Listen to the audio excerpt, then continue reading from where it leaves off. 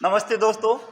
पिछली वीडियो के अंदर हमने सिंधु घाटी सभ्यता के बारे में चर्चा की थी और सिंधु घाटी सभ्यता का हमने एक तो नामकरण देखा था और इसके बाद में हमने सिंधु घाटी सभ्यता की उत्पत्ति स्थल के बारे में हम चर्चा की थी और हमारा जो उत्तरतम बिंदु कौन सा था, दक्षिणी बिंदु कौन सा था, पूर्वी बिंदु कौन सा था, पश्चिमी बिंदु कौन सा था, इसके बारे में हमने पिछले वीडियो के अंदर चर्चा कर ली थी। आज हम देखते हैं सिंधु घाटी सभ्यता की उत्पत्ति स्थल के बारे में चर्चा करेंगे। इसके बाद खोजकर्ता कौन था, इस सिंधु घाटी सभ्यता का जनक किसे कहा जाता है, इनके बारे में हम चर्चा करते हैं। तो पहली बार देखते हैं हम सिंधु घाटी सभ्यता के बारे में। सिंधु घाटी सभ्यता, सिंधु घाटी सभ्यता। और इस सिंधु घाटी सभ्यता के बारे में अगर हम चर्चा करें तो सिंधु घाटी सभ्यता की पहली बार खोज की गई थी 1826 के अंदर। 1826 के अंदर इसकी पहली बार खोज की गई थी और खोज करता इसका अगर हम देखें तो खोज करता था चार्ल्स मेसन। चार्ल्स मेसन एक अंग्रेज अधिकारी था, चार्ल्स मेसन। इसी चार्ल्स मेसन ने हड़प्पा सभ्यता या सिंधु घाटी सभ्यता के अंदर इस चार्ल्स मेसन ने इस सभ्यता को एक बार पहचाना था। तो अगर पहचाना गया था तो इसको पहली बार पहचान करने वाला कौन था? चार्ल्स मेसन था। 1826 के अंदर इसको पहचाना था। अब आगे हम देखते हैं इसी के अंदर 1842 के अंदर 1842 के अंदर इस सिंधु घाटी सभ्यता का नामकरण किया गया था। क्या? हड़प्पा। तो सिंधु घाटी सभ्यता को हड़प्पा सभ्यता अगर बोला गया है तो इसको पहली बार कब बोला गया था? 1842 के अंदर बोला गया था। और इसको बोलने वाला कौन था? अर्नेस्ट मेके। अर्नेस्ट मेके। अर्नेस्ट मेके ने पहली बार सिंधु घाटी सभ्यता का नाम बोला क्या था? हड़प्पा बोला गया था। और इस हड़प्पा का नामकरण कब किया गया था? 1842 के अंदर। खोज यानी इसकी पहली बार पहचान हुई है कब की गई थी? 1826 के अंदर। 1826 के अंदर की गई थी और चार्ल्स मेसन के द्वारा इसकी खोज की गई थी। ठीक है, अब देखते हैं इसके अंदर आगे अगर हम देखें 1856 के अंदर 1856 के अंदर दो भाई थे जिनको हम बोलते हैं बर्टन बंधु। बर्टन बंधु।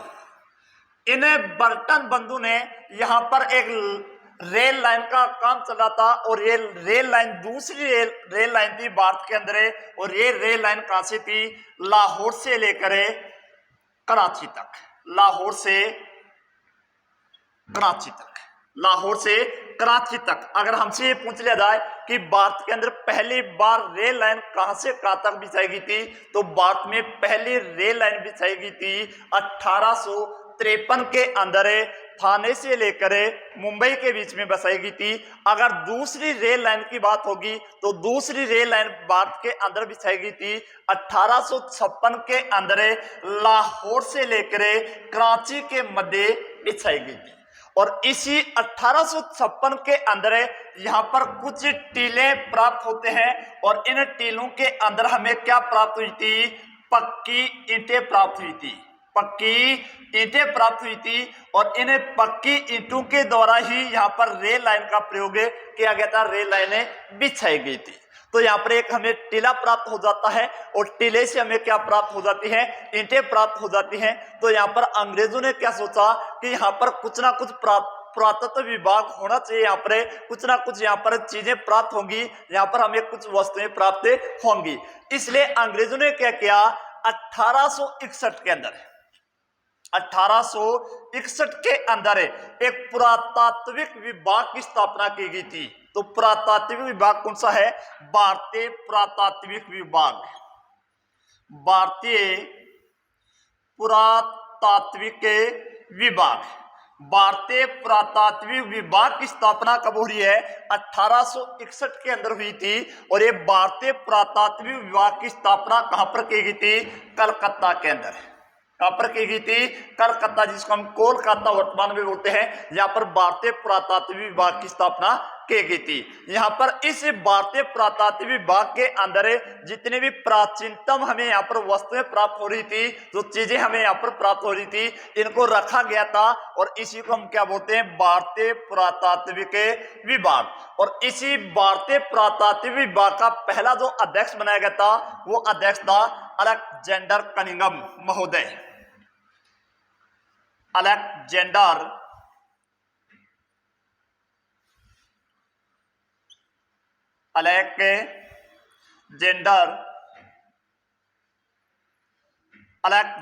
कनिंघम महोदय, कनिंघम महोदय, अलेक्जेंडर कनिंघम महोदय को यहां पर क्या बनाया गया था? अध्यक्ष बनाया गया था। किसका अध्यक्ष बनाया गया था? भारतीय पुरातात्विक विभाग का अध्यक्ष बनाया गया। इसीलिए अलेक्जेंडर कनिंघम महोदय को हम क्या बोलते हैं? भारतीय पुरातात्विक विभाग का जनक भी कहा जाता है। भारतीय पुरातात्विक विभाग का जनक किसे कहा जाता है? तो अलेक्जेंडर कनिंघम महोदय को क्या बोला गया है? भारतीय पुरातात्विक विभाग का जनक कहा जाता है। और भारतीय पुरातात्विक विभाग की स्थापना कब हो रही है? 1861 के अंदर है। और इसका पहला ही अध्यक्ष कौन था? अलेक्जेंडर कनिंघम था। इसलिए भारतीय पुरातात्विक विभाग का क्या बोला गया है? जनक बोला गया। खोज, पहली बार इसकी खोज किसके द्वारा की गई है? चार्ल्स मेसन के द्वारा इसकी पहली बार पहचान की गई है। इसका हड़प्पा नाम कब दिया गया था? तो 1842 के अंदर इसका हड़प्पा नाम दिया गया है।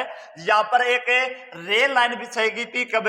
1856 के अंदर, जिसको हम बल्टन बंधु कहा जाता है। और ये रेल लाइन कहां से कहां तक बिछाई जा रही थी? लाहौर से लेकर कराची के मध्य जो भारत की दूसरी रेल लाइन थी। पहली रेल लाइन थी हमारे मुंबई से थाने के मध्य थी, जो 53 के अंदर बसाई गई थी। अब यहाँ पर जितनी भी हमें वस्तुएं प्राप्त हो रही थी, इन वस्तुओं को हमें एक जगह एकत्रित करने के लिए हमने एक विभाग की स्थापना की गई। और वो विभाग कौन सा था? भारतीय पुरातात्विक विभाग। और ये कहां पर बनाया गया था? कलकत्ता के अंदर बनाया गया, जिसका पहला अध्यक्ष किसे बनाया गया था? अलेक्जेंडर महोदय को बनाया गया। इसलिए भारतीय पुरातात्विक विभाग का जनक किसे कहा जाता है? अलेक्जेंडर कनिंघम महोदय को कहा जाता है। अब अगर हम देखें आगे, तो यहां पर भारतीय पुरातात्विक विभाग का ही अध्यक्ष 1904 के अंदर एक चेंज हो जाता है, यानी 1904 के अंदर बनाया जाता है। और वो था जॉन मार्शल। कौन था? John Marshall.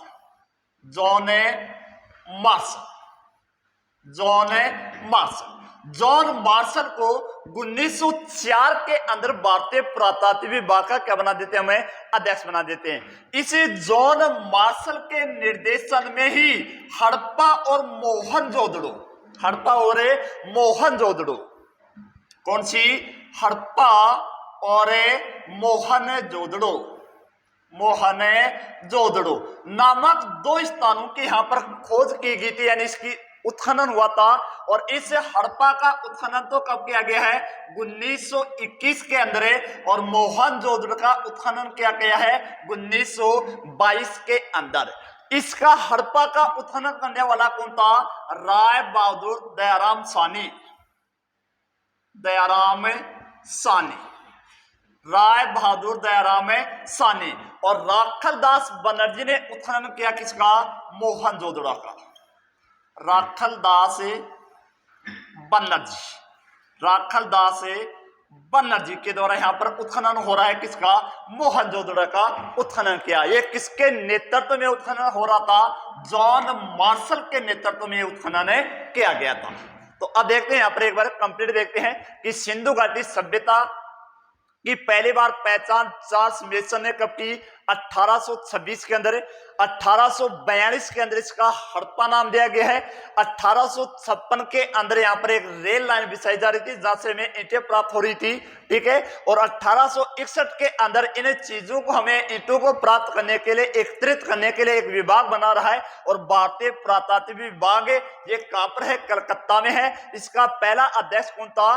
कनिंघम महोदय था। इसलिए भारतीय पुरातात्विक विभाग का अध्यक्ष या जनक किसे कहा जाता है? कनिंघम महोदय को कहा जाता है। आगे अगर हम प्रक्रिया देखें तो 1904 के अंदर इस भारतीय पुरातात्विक विभाग का अध्यक्ष हो जाता है कौन है, जॉन मार्शल। और जॉन मार्शल के नेतृत्व के अंदर हड़प्पा और मोहनजोदड़ो की क्या हो जाती है, खोज होती है। हड़प्पा की खोज करने वाला कौन था, दयाराम साहनी था, राय बहादुर दयाराम साहनी था। और इस मोहनजोदड़ो की खोज करने वाला कौन था, राखालदास बनर्जी था। अब अगर हम देखें, हम एक एक स्थानों के बारे में हम चर्चा करते हैं कि कौन सा स्थान के बारे में हमें क्या क्या प्राप्त हो रहा है। तो पहला हमारा स्थान होगा कौन सा, हड़प्पा।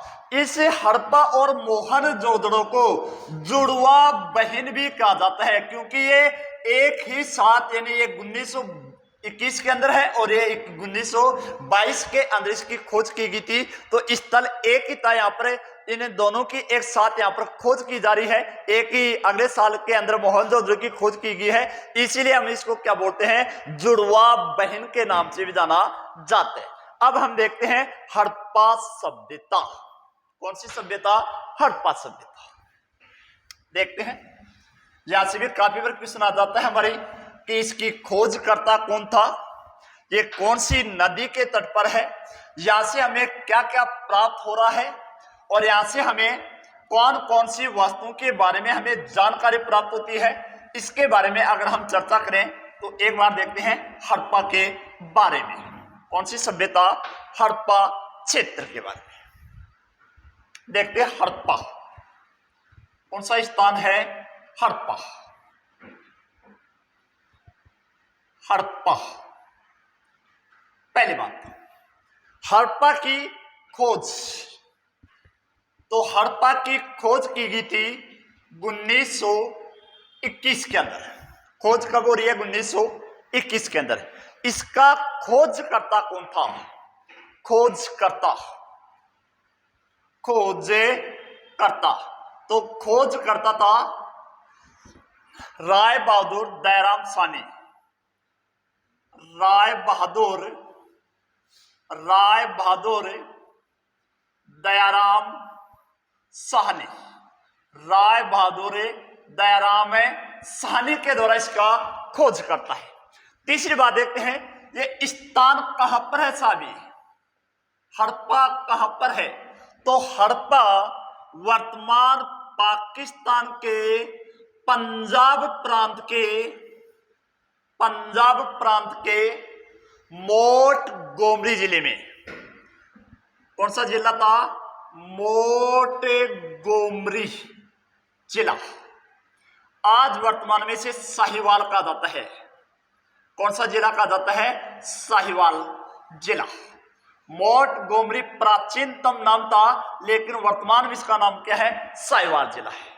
ठीक है, तो स्थान कहां पर है, पाकिस्तान। पाकिस्तान के अंदर भी एक प्रांत है, और वो कौन सा प्रांत है, पंजाब प्रांत। जैसे हमारे भारत में भी प्रांत है पंजाब, वैसे ही प्रांत है हमारा कौन सा, कहां पर है, पाकिस्तान के अंदर भी है। और यहाँ पर एक जिला था, कौन सा, मोंटगोमरी जिला, लेकिन इसका नाम परिवर्तित हो गया है और इसका नाम वर्तमान में क्या है, साहिवाल जिला है।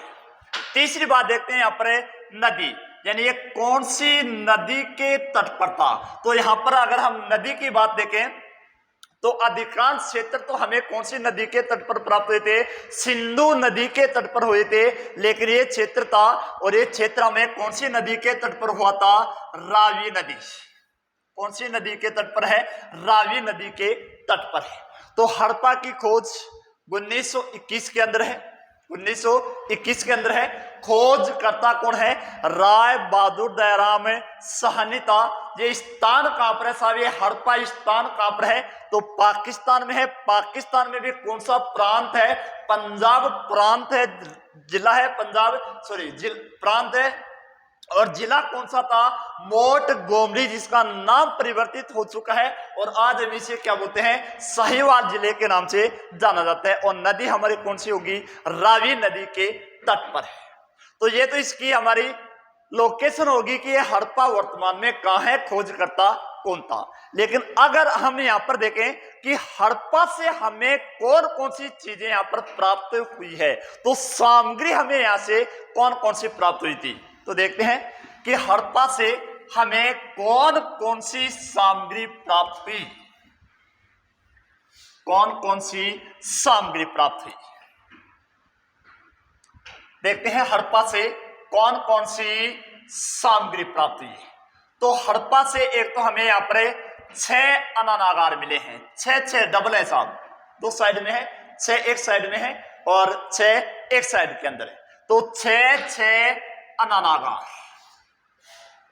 6 अनानागार प्राप्त है। मोहनजोदड़ो से हमें विशाल बृहत् अनानागार प्राप्त होगा, लेकिन यहां से हमें 6 अनानागार प्राप्त है। 12 अनानागार भी आपको पूछा जा सकते हैं। 6 अनानागार हमें यहां से प्राप्त है। तीसरी बात यहां से हमें क्या मिली? कांसे गलाने की भट्ठी, कांसे गलाने की भट्ठी प्राप्त है। तीसरी बात हमें यहां से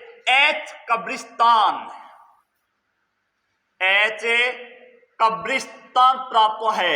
यहीं से हमें R37 कब्रिस्तान, जिसको हम R37 ही बोल सकते हैं, R37 के अवशेष प्राप्त है। यह भी एक कब्रिस्तान ही था, जहां से हमें लगभग 67 नर कंगाल प्राप्त हुए थे। लेकिन यहां से हमें 37 कंगालों के ऊपर यहां पर क्या की गई थी? खोज की गई थी, जिसको हम क्या बोलते हैं? R37 के अवशेष। एच आकृति के अंदर भी हमें यहां से क्या मिले थे? कब्रिस्तान मिला था। ठीक है। तीसरी बात और अगर हम देखें यहां पर तो हमें यहां से RH कब्रिस्तान प्राप्त हो गया, R37 के अवशेष हमें यहां से प्राप्त हो गए। तीसरी बात हमें तांबे का दर्पण प्राप्त हुआ है, तांबे का दर्पण प्राप्त हुआ, तांबे का दर्पण प्राप्त हुआ। चौथी बात हमें यहां से एक बाज प्राप्त हुआ है, यानी बाज के पैरों में बाज अपने पैरों में सांप को दबाए हुए दिखाया गया है। ठीक है। बाज है जो सांप को यहां पर लेकर उड़ रहा है। इसका भी दृश्य अगर हमें मिला प्राप्त है तो वो कहां से प्राप्त हुआ था? हड़प्पा से ही प्राप्त हुआ था। शंख, तांबे का शंख प्राप्त हुआ है, तांबे का शंख प्राप्त हुआ। एक नगन पुरुष की धड़ प्राप्त हुई है, नगन पुरुष की धड़ भी यहां से प्राप्त हुई है। तीसरी बात, स्वास्तिक चिन्ह प्राप्त हैं। सर्वाधिक स्वास्तिक चिन्ह भी हमें कहां से प्राप्त हैं? हड़प्पा से ही सर्वाधिक स्वास्तिक चिन्ह प्राप्त हुए हैं। तीसरी बात है, यहाँ के अंदर 2 टीले प्राप्त हुए थे। एक तो पश्चिमी टीला था, एक तो कौन सा टीला था? पश्चिमी टीला था। एक टीला था कौन सा? पूर्वी टीला। एक कौन सी दिशा में था? पूर्व दिशा में था, जिसको हम क्या बोलते हैं? पूर्वी टीला। पश्चिमी टीले के अंदर हमें यहाँ पर दुर्ग के अवशेष मिले थे। किसके अवशेष मिले थे? दुर्ग के अवशेष मिले थे। और पश्चिमी टीले के अंदर हमें नगर या शहर प्राप्त हुआ था, नगर या शहर प्राप्त हुआ था। इसलिए पश्चिमी टीले को दुर्ग का टीला भी कहा जाता है। और जो पूर्वी टीला था, इस पूर्वी टीले को हम क्या बोलते हैं? नगरी टीले के नाम से भी जाना जाता है। पूर्वी टीले के अंदर कौन रहता था? यहाँ पर जनता निवास करती थी। पश्चिमी टीले के अंदर यहाँ पर राजा निवास करता था। कौन रहता था? राजा। यहीं पर हमें पुरोहित के अवशेष, पुरोहित का आवास भी हमें प्राप्त हुआ है। और ये पुरोहित का आवास भी हमें कौन से टीले से प्राप्त हुआ था? पश्चिमी टीले से हमें ये प्राप्त हुआ था। यहां पर हमें बैलगाड़ी की आकृति भी प्राप्त हुई है। बैलगाड़ी की आकृति भी हमें यहां से प्राप्त हुई है। तरबूज के बीज प्राप्त हैं, तरबूज के बीज भी हमें यहां से प्राप्त हुए हैं। ठीक है। गधे की हड्डियां हमें यहां से प्राप्त हैं, गधे की हड्डियां। तो गधे की हड्डियां भी हमें कहां से प्राप्त हुई थी? इसी हड़प्पा से हमें प्राप्त हुई है। अगले वीडियो के अंदर हम देखेंगे मोहनजोदड़ो से हमें मोहनजोदड़ो की लोकेशन कहां पर है, मोहनजोदड़ो का खोजकर्ता कौन था और मोहनजोदड़ो से हमें कौन कौन सी सामग्रियां प्राप्त हुई हैं। जय हिंद, जय भारत।